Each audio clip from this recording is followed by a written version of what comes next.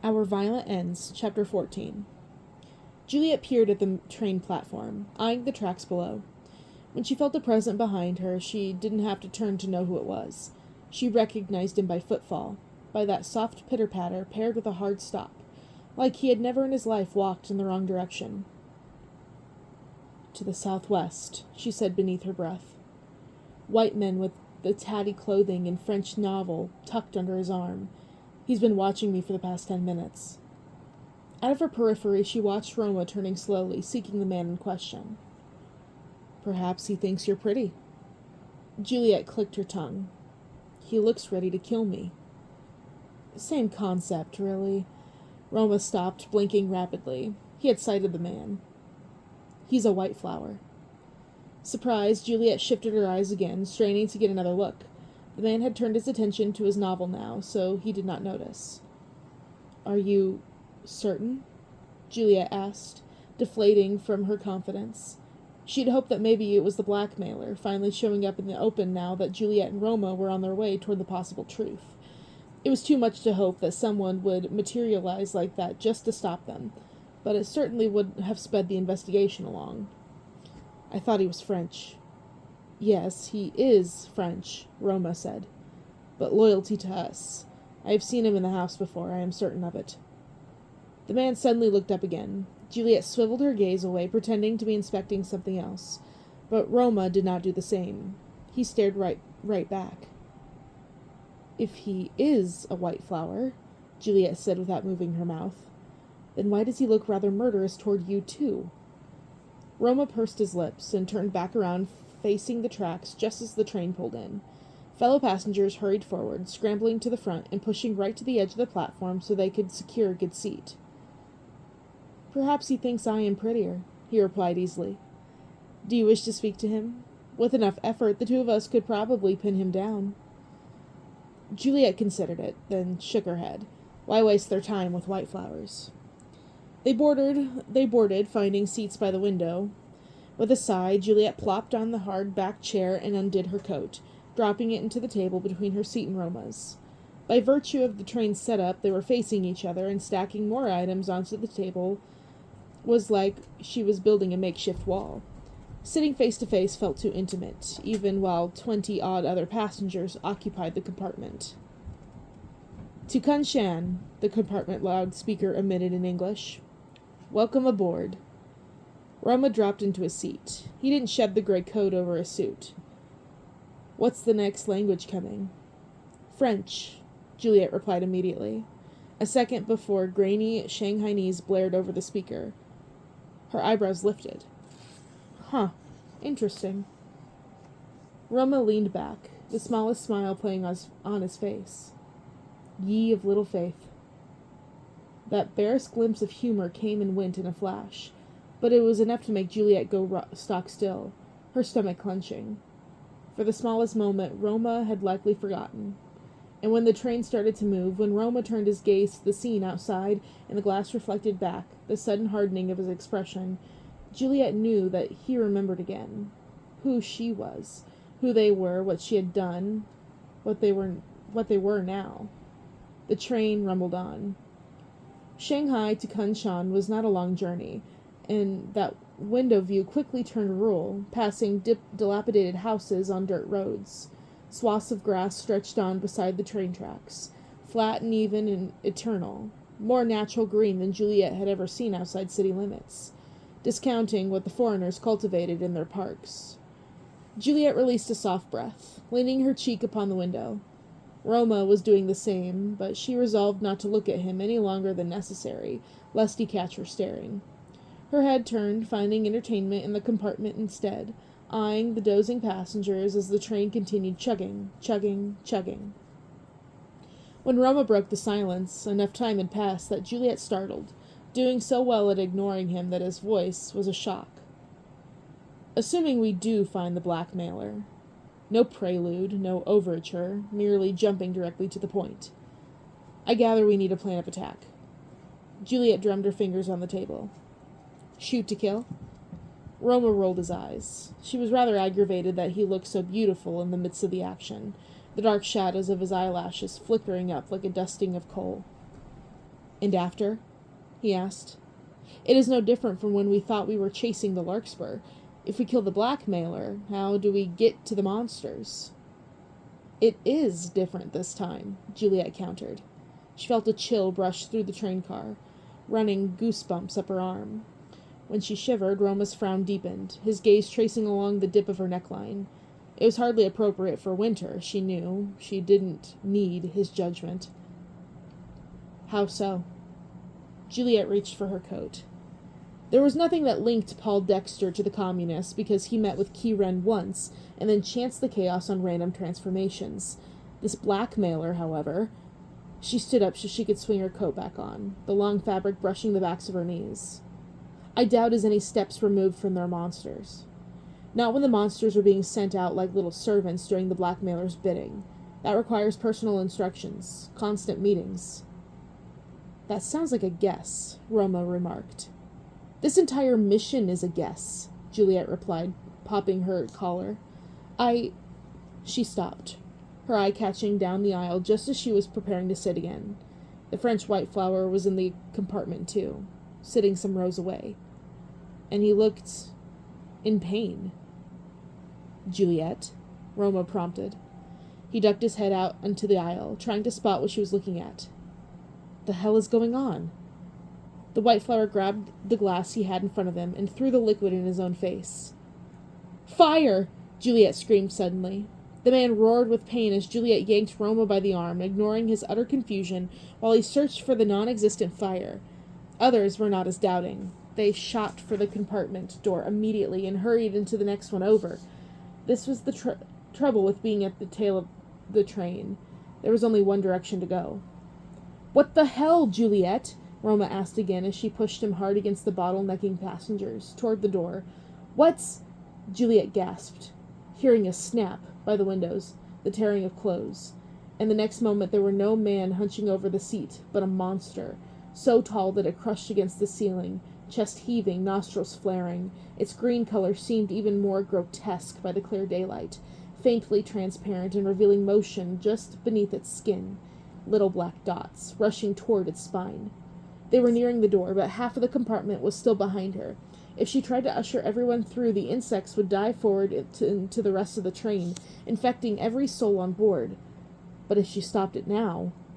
The insects tore outward from the monster with one colossal burst, so Juliet pushed Roma across the threshold and slammed the door closed behind them. Roma whirled around with his breath caught in his throat, thudding his fists against the door.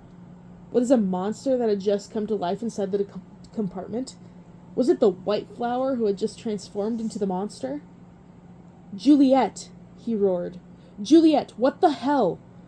All the passengers in front of him had fled, hurrying through the second sliding door that gave way to the next compartment. It was only Roma and Roma alone in this in-between passageway where the flooring underneath him shifted in every turn and jolted the train. He pushed at the door this way and that, bruising his knuckles in his effort to shift it, but something was holding it solidly closed, keeping it from budging even an inch. Juliet! His face came down on the door with a shudder. Open this damn door! That was when the screaming started. Juliet wound the cord around the door handle and pulled it tight, holding the compartment closed. The second she had it secure, the insects started to rain down, skittering black legs upon every surface they could find, body or floor or wall.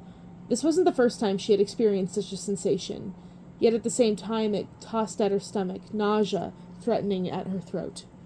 Crawling. So much crawling. Through her hair, into her dress, along the crooks of her elbows, her knees, her fingers. All she could do was squeeze her eyes shut and count on the vaccine she had taken months ago. She didn't even know if it still worked, but there was nothing to do now. Nothing except... With a gasp, Juliet brushed a clump off her neck, desperate to be rid of the feeling as soon as the falling stopped. She whirled around, her eyes flying open. There was no urge to claw at her throat, no urge to incite destruction. The vaccine had held true. As the people around her staggered to a seat or fell to their knees, Juliet remained steadfastly rooted on her feet, her hands braced at her sides. As the people around her hauled their nails up to their skin and started to dig, Juliet could only watch. Oh my God. The monster made a noise, an unearthly carnal shriek. Immediately, Juliet surged forward, pushing past the victims, undergoing the madness. She wanted to flinch and she wanted to hide, but there was no time for what she wanted, only for what she had to do. Don't close your eyes, Juliet commanded herself. Watch the carnage. Watch the destruction. Feel the slick of the blood as it paints the carpeting red, and remember what's at stake in the city, all because some foreign merchant wants to play greedy. Juliet pulled her gun, aiming and shooting the monster in the gut. The sound of gunshots echoed through the locked compartment.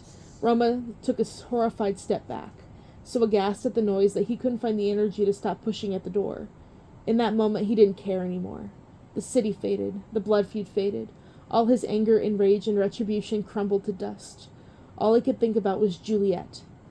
Dying. She was dying, and he wouldn't allow it. Some removed part of him determined that it was his job to kill her. The part of him in the present simply couldn't bear it. Not here, not now. Don't, he whispered, a tremor breaking his voice. Don't. The monster dove aside, hardly affected by her bullets. Its flaring limbs were slick with moisture, little beads of water that looked viscous to the touch.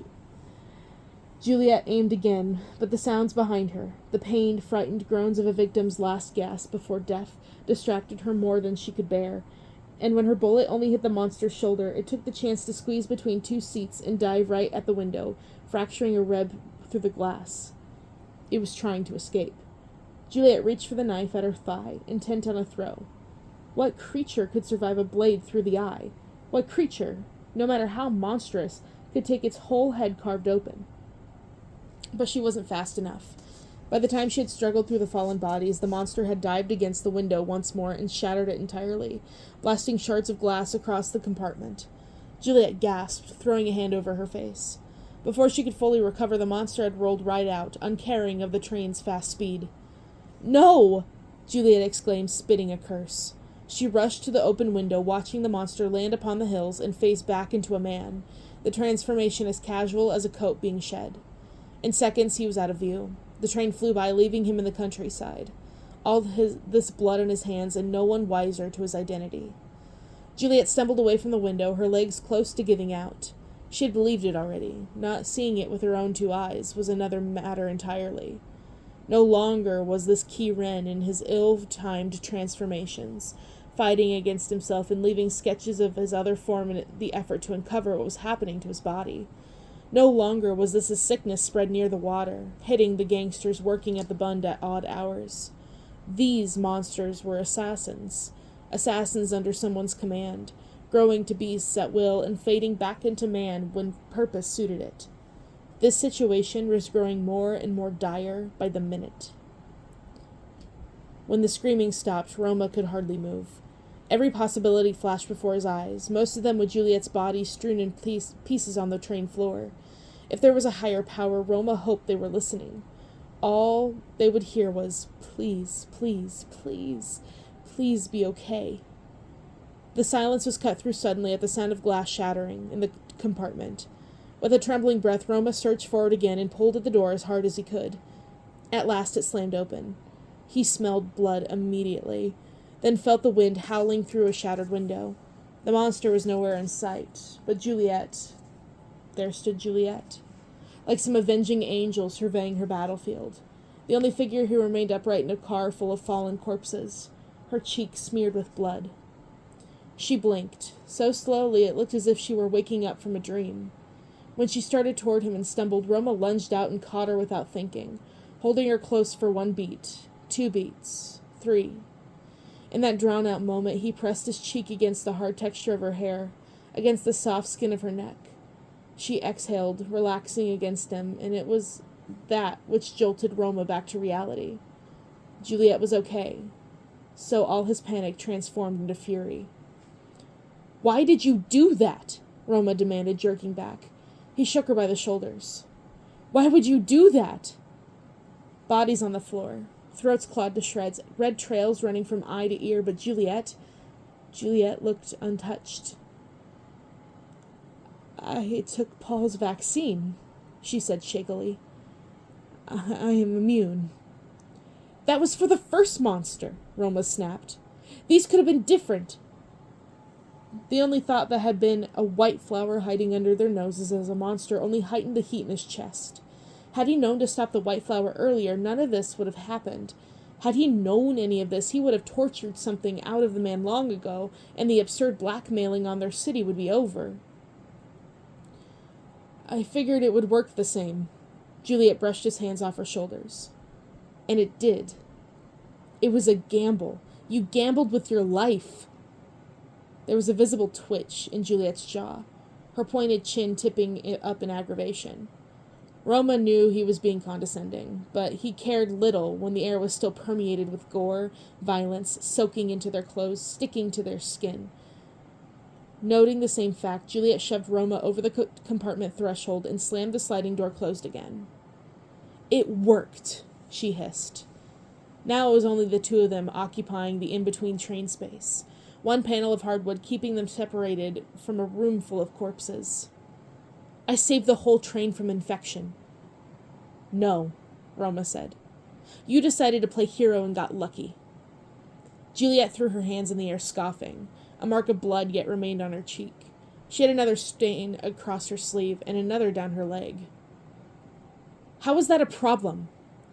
It was. It was a problem, and Roma couldn't explain how. He wanted to pace, to move, to release this frantic, pent-up feeling roaring up in a crescendo inside him, but there was no space here. Nothing except walls closing in on them and the unstable train rumbling beneath their feet. He couldn't think, couldn't function, couldn't hardly comprehend this reaction that was happening inside him.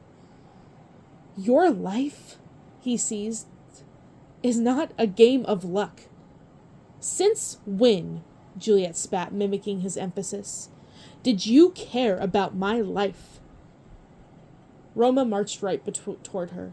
Perhaps he had been intent on intimidation, but they were too similar in height, and where he met to loom, he and Juliet only ended up standing nose to nose, glaring at one another so fiercely that the world could have gone up in smoke and neither would have noticed. I don't. He was trembling with his fury. I hate you. And when Juliet didn't recoil, Roma kissed her. He pressed her right into the door, both his hands coming up to grip her by the sides of her neck, getting as close as he dared to the fiery, candied scent of her skin. A barely stifled gasp parted Juliet's lips, and then she was kissing him back with the same red-hot vexation, as if they were only to get out of her system, as if this were nothing. They were nothing. Roma jerked away like he had been burned, heaving for breath and coming to his senses.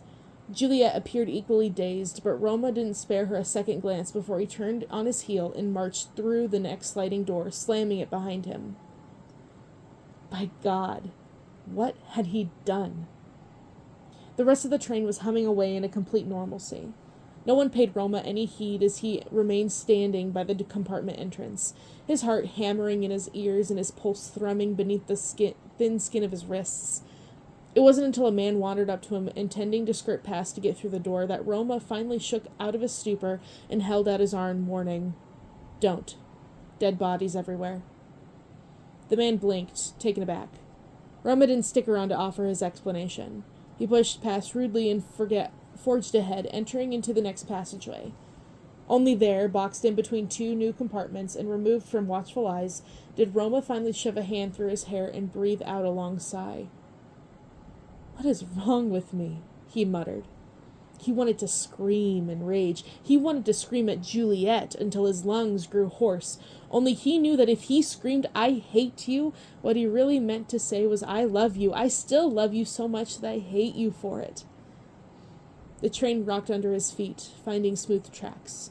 Its screeching noise became swallowed, and for a suspended moment, all that could be heard in that compartment space was Roma's heavy breathing. When the tracks grew rough again and the doors continued their dull screeching.